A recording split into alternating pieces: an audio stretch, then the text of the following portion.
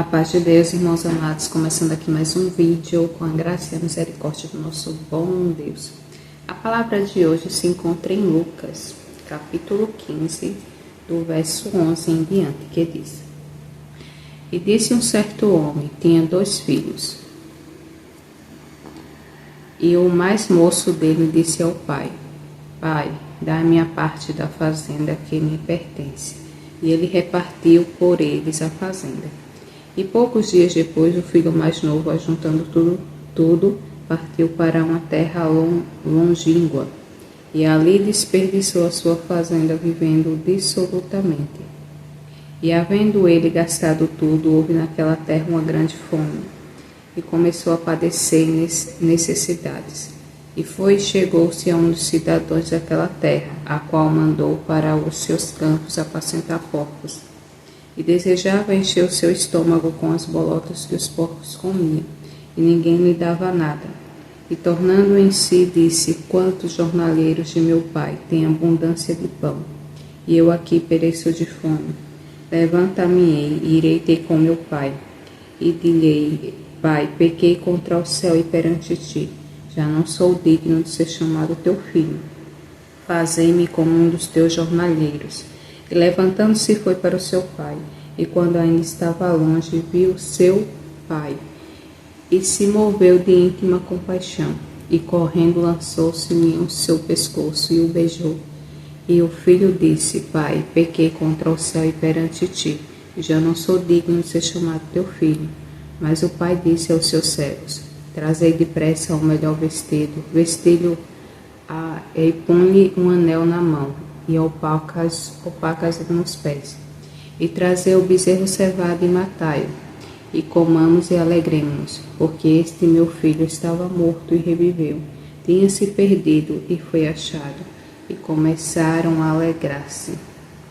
E o seu filho mais velho estava no campo. Quando o viu, chegou perto da casa e ouviu a música e as danças. E chamando um dos servos, perguntou-lhe: Que era aquilo? E ele lhe disse: Veio teu irmão, teu pai matou um bezerro cevado, porque o recebeu são e salvo. Mas ele se indignou e não queria entrar. E saindo o pai estava com ele.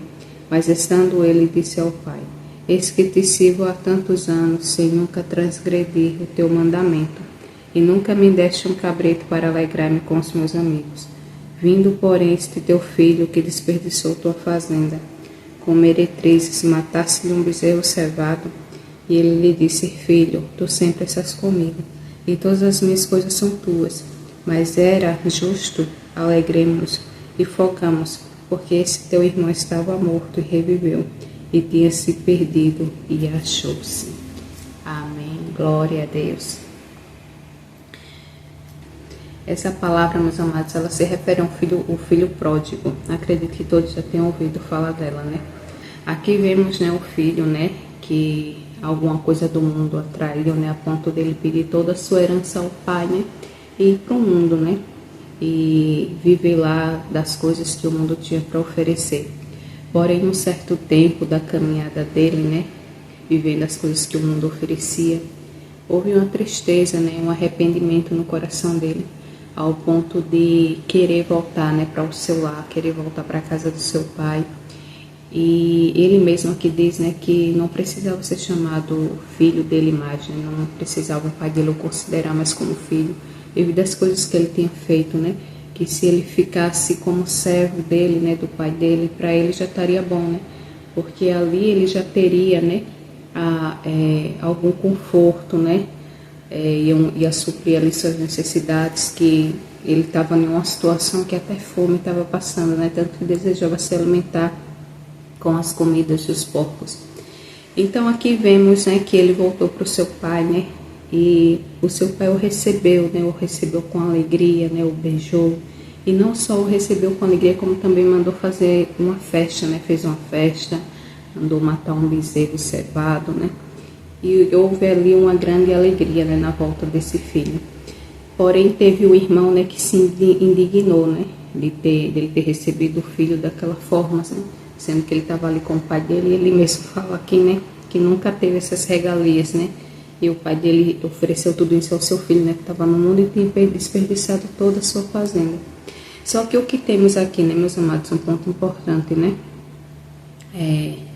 Essa palavra ela nos ensina sobre aqueles, né, que tem ali uma vida com o Senhor, né, que está na casa do Senhor e de alguma maneira na sua caminhada da vida é atraído por alguma coisa do mundo e resolve ir lá, né, provar o que o mundo tem para oferecer, né. Porém o arrependimento, né, daquela pessoa. Só que tentam voltar, né, para Deus, só que muitos é como se fosse impedido, né, de voltar para a casa de Deus por pessoas que é considerado como esse irmão aqui, né. Esse irmão ele se indignou pela forma que o pai dele tratou o irmão dele, né. E mesmo assim somos muitos, né, de nós. Por quê? Porque tem muitos servos do Senhor, né, que estão ali na casa do Senhor e vai para o mundo e às vezes quer voltar, mas tem um olhar diferente da parte da Irmandade, né, dos irmãos ali que estavam caminhando com ele, né. É um olhar que a boca não fala nada, né, mas o olhar o julga, o acusa, não se sente à vontade de voltar para a casa de Deus, né. Só que, meus amados, o Senhor, ele é perdoador. Ele fala que a misericórdia dele se renova todas as manhãs. Isso é um motivo da gente não ser consumido pelos nossos pecados. Então, se há alguma falha, né, que nós cometemos a ponto de nos afastarmos da presença de Deus, que isso não venha ser motivo da gente continuar afastado, porque o Senhor, ele perdoa os nossos pecados, né? A palavra, o nosso Senhor Jesus mesmo falou quando ele veio ao mundo, que ele veio para os injustos e não para os justos. Porque se houvesse pessoas justas aqui nessa terra, se todos nós fomos considerados justos, o que é que o Senhor viria fazer aqui, né? Não tinha necessidade dele ter vindo aqui, ter morrido pelos nossos pecados. Então, quando a gente vê algum irmão pecar, a palavra de Deus nos ensina a orar por ele, né? E não escandalizar a obra que ele fez, né? A má obra, né? Porque há obras boas e obras más. Porque todos nós somos pecadores. Não há um justo aqui nessa terra. Não há uma pessoa que não tenha pecado. Certo que há pecados diferentes do outro. Mas quem pode julgar os nossos pecados é só Deus. Além de a gente não ter esse direito de julgar o pecado do irmão, como a gente também não tem esse poder de salvar a vida de ninguém, a alma, né, no caso. Então, só quem julga é Deus e só quem salva é Deus.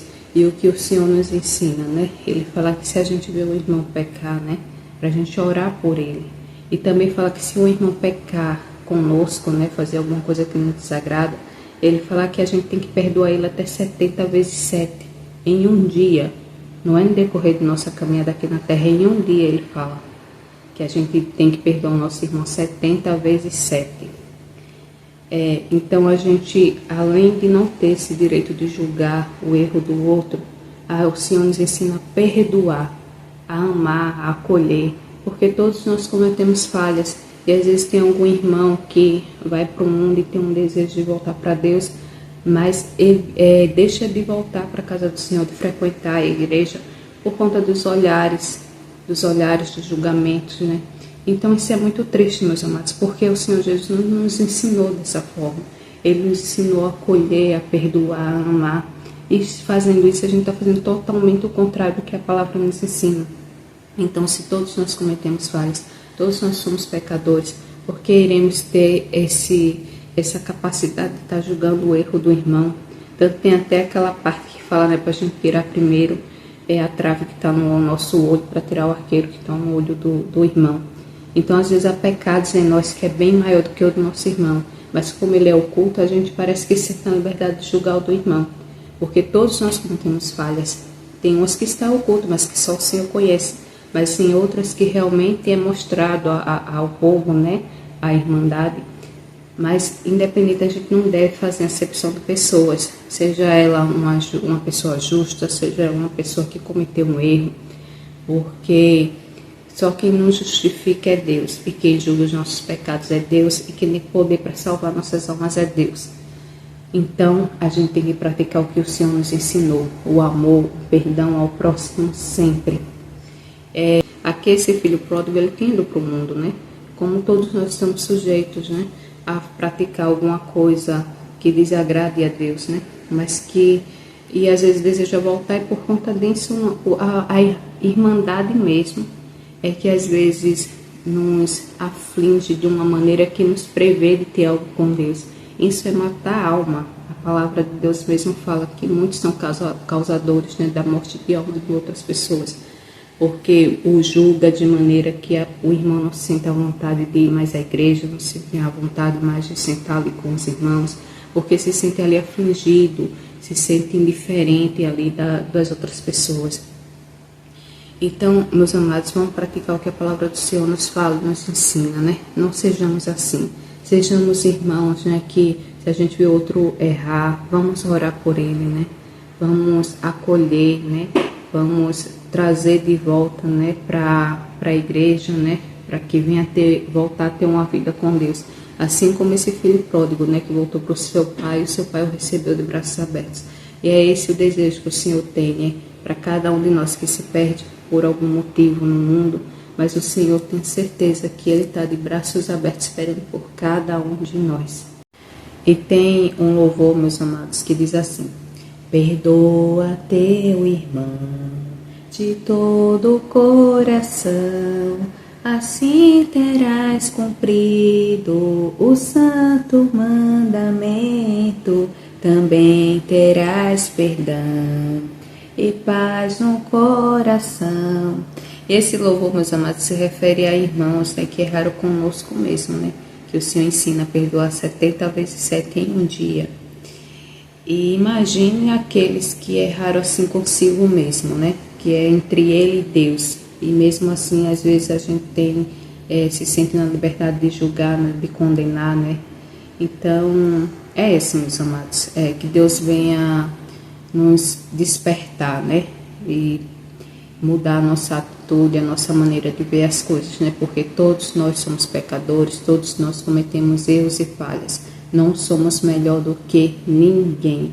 E tem muitos que às vezes por andar no caminho certo com Deus, né? Praticar todas as coisas que o Senhor nos ensina, se sente superior àqueles que não fazem, né? Só que tem uma parte que Jesus, né? Ele se refere a 2 homens que fizeram uma oração. Um deles, né, fazia tudo que agradava a Deus, porém se achava, era soberbo, né, achava superior àqueles que pecavam, né. Aí ele até faz a oração dizendo: Senhor, eu não peco, né, contra a tua palavra, vivo de acordo com ela, dou o meu dízimo, né, não me prostituo. Começou a falar todas as coisas que ele não fazia, né. E teve um outro homem que veio e orou bem assim, dizendo: Senhor, me perdoa que sou pecador, né? Sou injusto e tudo. E começa a se redimir, diminuir a si mesmo, né? E o outro se exaltou, né? Então o Senhor Jesus pega e diz, né? Qual desses aí a oração é aceita? O que se exaltou ou o que se humilhou? Então o Senhor Jesus ele aceitou a oração daquele que se humilhou. Então, por mais que a gente esteja fazendo coisas que agradem ao Senhor, a gente nunca deve se sentir superior a ninguém e achar porque faz tudo que agrada a Deus que é melhor. Não, isso o Senhor não agrada, não se agrada. Então, essa, meus amados, a palavra de hoje, né? Que Deus venha falar ainda mais ao coração de cada um de vocês e até o próximo vídeo, se Deus quiser.